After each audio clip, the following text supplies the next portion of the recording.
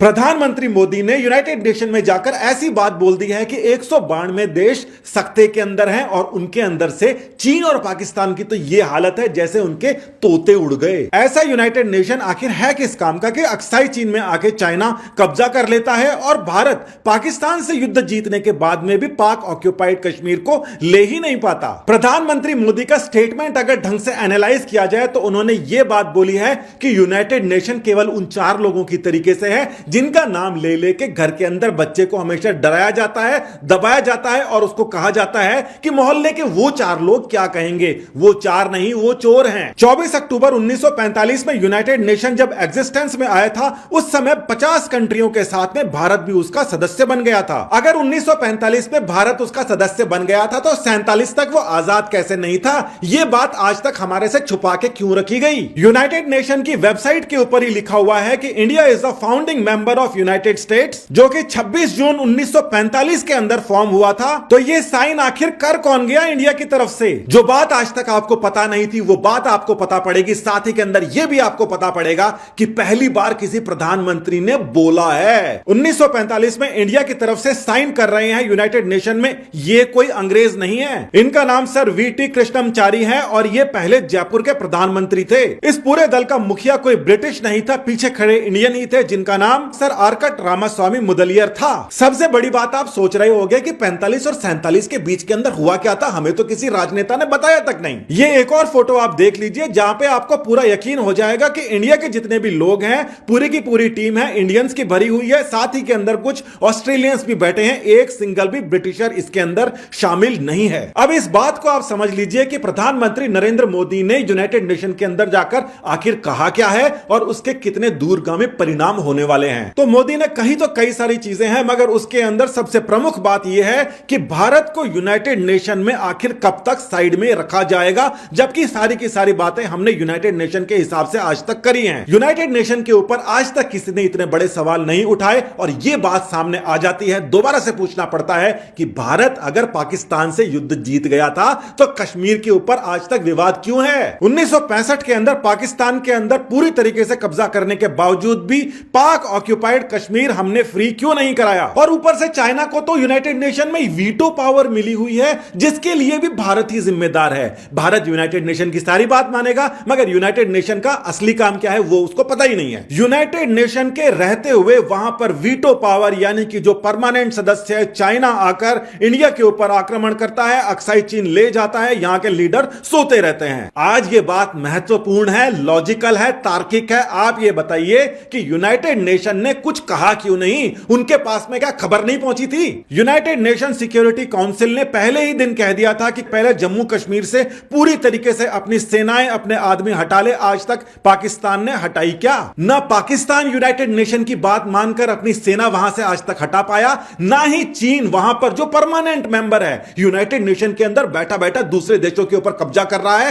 तिब्बत के ऊपर कब्जा कर लेता है और यूनाइटेड नेशन आखिर फिर कर क्या रहा है? अब सारी की सारी बातें किस ओर जा रही हैं उसको समझना ज्यादा मुश्किल नहीं है। कुछ ही समय पहले WHO को ट्रंप ने बाय बाय कह दिया था और उसके बाद में WHO जो कि यूनाइटेड नेशन की ही एक संस्था है उसका बिल्कुल विदाई हो गई थी, उसका पूरी बर्बादी आ गई थी। उसी के साथ ही के अंदर यह बात भी सामने आ रही थी कि जिन देशों के पास में 15-15 हजार की पॉपुलेशन है वो भी एक वोट रखते हैं और इंडिया जैसे जो देश हैं वो भी एक ही वोट रखते हैं। उसके बाद के अंदर उस जो यूनाइटेड नेशन है उसी की अलग अलग जो संस्थाएं हैं उसके अंदर से एक संस्था है सिक्योरिटी काउंसिल और वो सिक्योरिटी काउंसिल के अंदर कुछ परमानेंट मेंबर हैं, कुछ नॉन परमानेंट मेंबर है और इंडिया उन सबसे बाहर है। बार बार यह देखा जाता है कि इंडिया को उसके अंदर आने के लिए काफी कशमकश करनी पड़ती है। ऐसे यूनाइटेड नेशन का क्या फायदा जहां पर 15,000 जो पॉपुलेशन है उनके बराबर हमारे एक वोट को काउंट किया जाए। इसका मतलब यूनाइटेड नेशन एक प्रकार से अब अपने एक डिसमेंटलिंग की ओर बढ़ता हुआ नजर आ रहा है। एक और कारण यहां पर जो आपको समझना चाहिए कि चाइना ने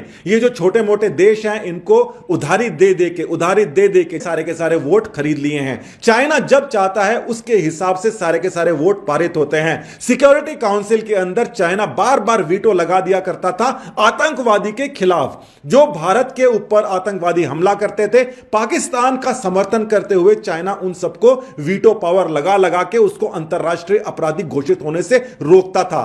देखने में यह लगता है कि चाइना ही असल के अंदर पाकिस्तान में में आतंकवाद को स्पॉन्सर कर रहा था और चाइना ही यहां तक का करता धरता था, जिसके ऊपर पहली बार इंडिया के अंदर एक अवेयरनेस बढ़ी है और यहां के प्रधानमंत्री ने सीधे तौर के ऊपर चाइना के ऊपर एक प्रकार से हमला बोल दिया है। अब ये बातें काफी दूर तक जाने वाली हैं क्योंकि ये शुरुआत हो चुकी है मोदी और ट्रंप की।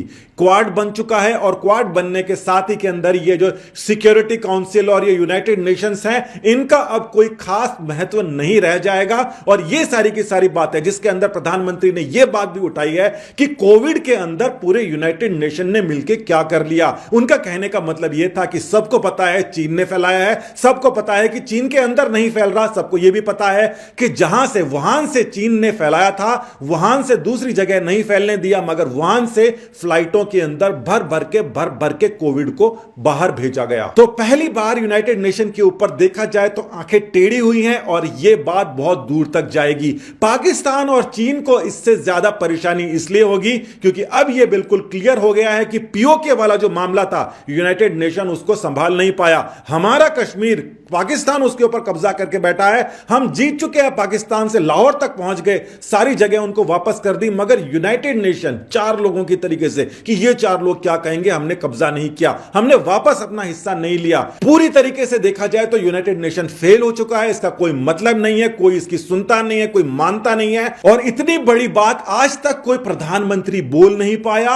अगर ये वाला प्रधानमंत्री बोल पा रहा है, उसके साथ ही के अंदर चीन को अलग तलग कर रहा है, तो प्रधानमंत्री के क्रेडिट्स देने पड़ेंगे। इतनी बड़ी बात हो गई है, न्यूज चैनल वाले तक नहीं समझ पा रहे क्योंकि हमेशा न्यूज चैनलों ने इंडिया के अंदर हमेशा हमने देखा है कि जब भी कोई यूएन की कोई काउंसिल की मीटिंग होती है तो वहां पर एक बढ़िया सा बयान तैयार कर दिया जाता है, वहां पर दे दिया जाता है, उसका कोई सेंस नहीं होता। मगर पहली बार ऐसा हुआ है कि ना सिर्फ सेंस है, ना सिर्फ इंडिया के लिए सेंस है, बल्कि 193 के अंदर से जो बाकी 192 देश रहे हैं यूनाइटेड नेशन के अंदर, उन सब के लिए यह सेंस ही नहीं है। उन सबको यह चेतावनी है कि हमारे हिसाब से अगर हमने आज तक कुछ नहीं किया, हमें नहीं माना गया, तो ये यूनाइटेड नेशन अपने पास रख लो। वैसे भी अभी तक यूनाइटेड नेशन कर ही क्या पाया है, मोदी जी ने कहा है। 1945-47 के बीच के अंदर क्या क्या हुआ था उसके ऊपर भी सरकार को फटाफट स्पष्टीकरण दे देना चाहिए। आर्काइव्स के अंदर तो बहुत सारी चीजें मिल रही हैं जिनके अंदर कई सारे गैप्स हैं जिनको पूरी तरीके से समझ नहीं पा रहे हैं। 1945 से लेकर आज तक 75 साल हो गए हैं और यह खुशनसीबी है हमारी कि कम से कम हमने